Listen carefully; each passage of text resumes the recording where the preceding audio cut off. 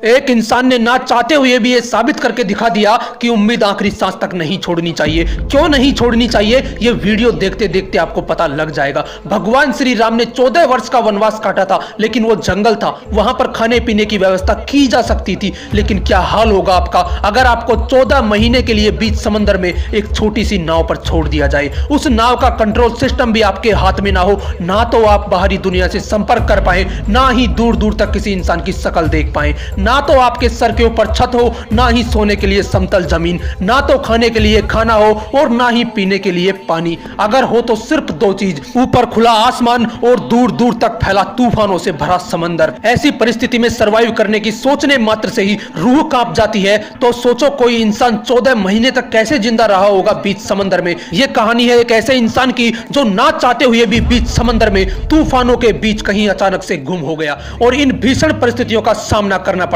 पूरी पृथ्वी पर जितनी भी जमीन मौजूद है उसे मिला भी दिया जाए तो भी उससे 3 गुना बड़ा है पैसिफिक ओशियन। अगर यहां कोई खोता है तो बहुत कम चांस होते हैं कि उसे ढूंढा जा सके। यह कहानी है सैल्वाडोर एल्वरंगा की, जो मैक्सिको का रहने वाला एक मछुआरा था। वो रोज पैसिफिक ओशियन से मछलियां पकड़कर अपने परिवार का गुजारा करता था। रोज की ही तरह 17 नवंबर 2012 को वो अपने दोस्त कोर्डोबा के साथ मछली पकड़ने के लिए समंदर में गया। जिस नाव में बैठकर वो मछली पकड़ने जा रहे थे वो 7 मीटर लंबी थी। वो नाव ऊपर से पूरी खुली हुई थी, मतलब कि उस नाव के ऊपर कोई छत नहीं थी। उस नाव के अंदर सिर्फ एक छोटा सा आइस बॉक्स था जिसमें वो मछली पकड़कर रखते थे और उस नाव को चलाने के लिए एक छोटी मोटर लगी हुई थी। उन्हें इस बात का अंदाजा हो चुका था कि तूफान आने वाला है, लेकिन मछलियां पकड़ने के लिए वो फिर भी समंदर में उतरे और रिस्क लेकर किनारे से 120 किलोमीटर दूर पैसिफिक ओशियन की तरफ बढ़े। रात के करीब 1 बजे वो समुद्री तूफान की चपेट में आ गए।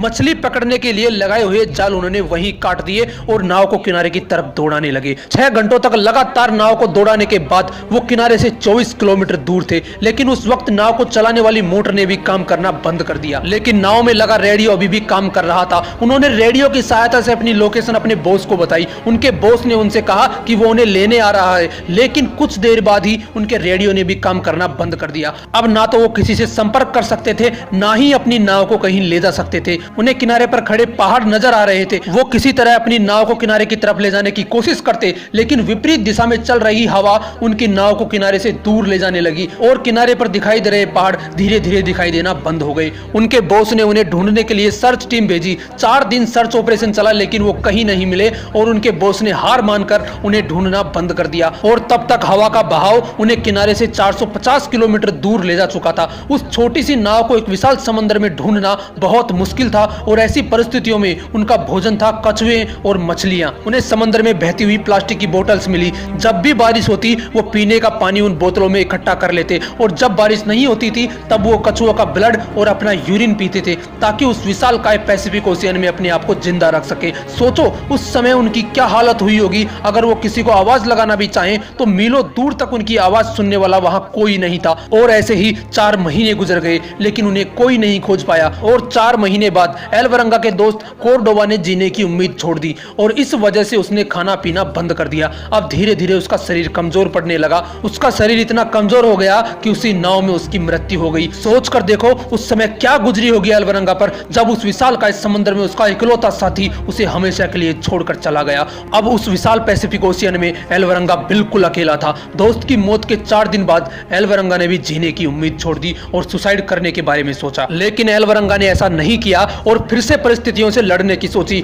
और सरवाइव करता रहा। लगभग 8 महीने बाद एक कार्गो शिप वहां से गुजरी। एल्वरंगा ने वहां से खड़े होकर इशारे भी किए, लेकिन नाव छोटी होने के कारण किसी का भी ध्यान उसकी तरफ नहीं गया और शिप सीधा निकल गया। महीनों से वो जिस घड़ी का इंतजार कर रहा था वो आखिरी उम्मीद भी उसके बहुत करीब से निकल गई। सोचकर देखो उस समय उस पर क्या गुजरी होगी। वो फिर से उसी समंदर में अकेला रह गया। 11 महीने के अंदर वो उसी छोटी सी नाव से 8000 किलोमीटर का सफर तय कर चुका था। इन 11 महीनों में उसने कड़ाके की धूप, कंपकपा देने वाली सर्दी और बरसात को सहा और फिर भी उसकी जंग जारी थी। आखिरकार 30 जनवरी 2014 को उसे पानी में तैरते हुए नारियल और आसमान में उड़ते हुए पक्षी दिखाई दिए। एल्वरंगा समझ गया कि जमीन कहीं आसपास है। एल्वरंगा को एक टापू दिखाई दिया। उस समय वो टापू उसके लिए किसी स्वर्ग से कम नहीं था। उसने तुरंत नाव से जंप लगाया और तैरकर उस टापू पर पहुंचा। 438 दिनों के बाद उसने जमीन पर पैर रखा था। उस टापू पर उसे एक घर दिखाई दिया और वहां पर और 438 दिनों बाद उसकी किसी इंसान से मुलाकात हुई। उसके बाद वो अपने घर गया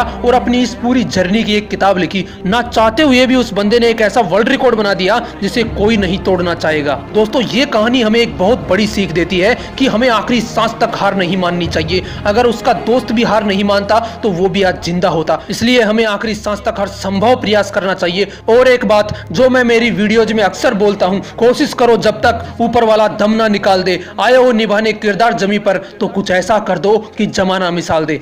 अगर वीडियो अच्छी लगी तो इसे लाइक कीजिए और अगर आपने मोटिवेशनल विंग्स को अभी तक सब्सक्राइब नहीं किया है तो इसे सब्सक्राइब कीजिए। मिलते हैं नेक्स्ट वीडियो में एक नए मोटिवेशन के साथ। जय हिंद, जय भारत।